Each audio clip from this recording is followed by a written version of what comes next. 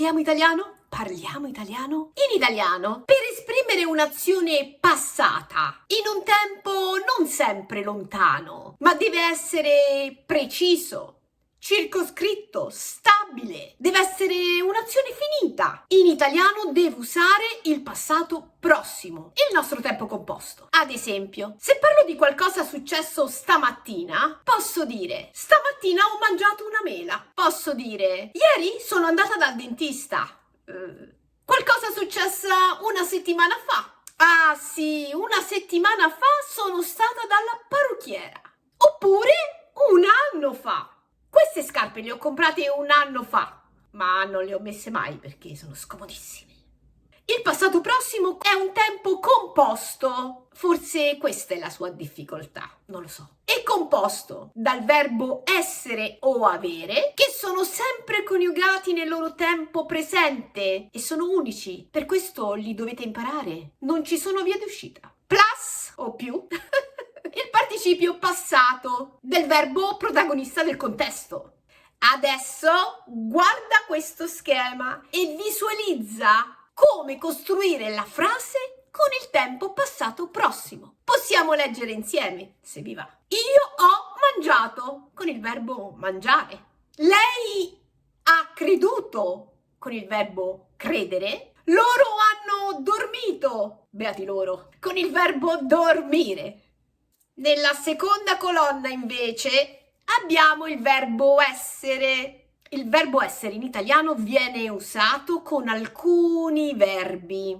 Ci sono delle eccezioni e delle regole da seguire. Gli ho dedicato un video in cui spiego il passato prossimo costruito con il verbo essere e cercatelo perché merita tutta la vostra attenzione. Il verbo essere, chiaramente. Ma una cosa ve la devo dire perché è importante.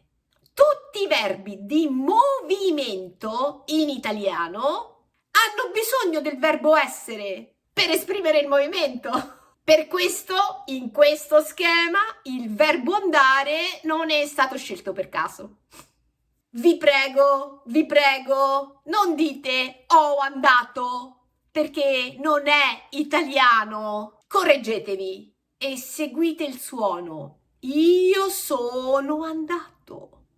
E adesso, se siete pronti, leggiamo insieme. Io sono andata. Lui è andato.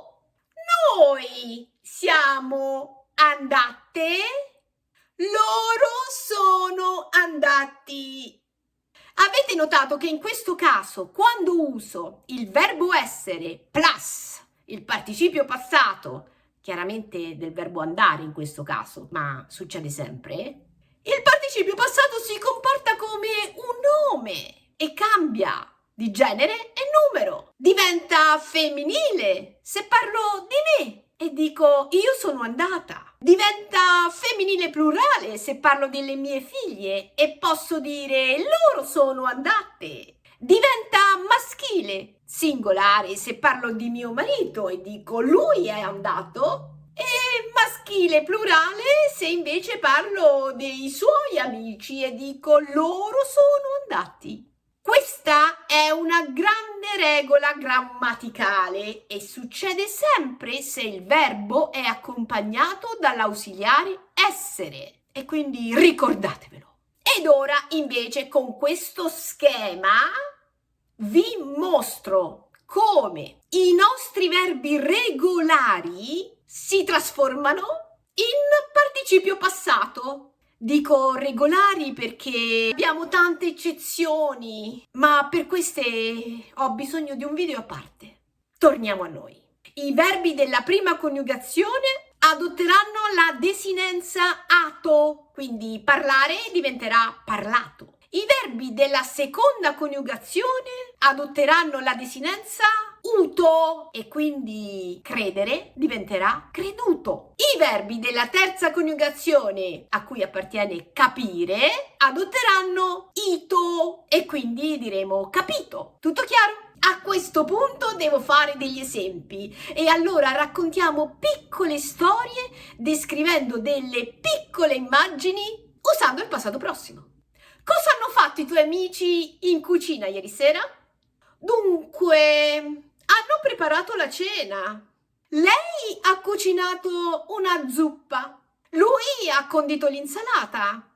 Loro hanno cenato alle 8. Cosa hanno fatto i bambini a scuola oggi? La maestra ha spiegato una nuova lezione. I bambini hanno ascoltato con attenzione e poi hanno alzato la mano per fare domande. E voi cosa avete fatto domenica? Domenica abbiamo guardato la TV, abbiamo mangiato popcorn e il mio cane ha dormito con me sul divano. In questo video ho spiegato l'uso e la costruzione del passato prossimo in italiano, ma nei miei esempi ho scelto di usare solo il verbo ausiliare avere. Il verbo essere merita un po' più di attenzione e da un video tutto per lui, cercatevelo. E se siete arrivati fin qui, my gorgeous community, thank you for watching. Grazie per tutti i like che troverò e alla prossima. Bye!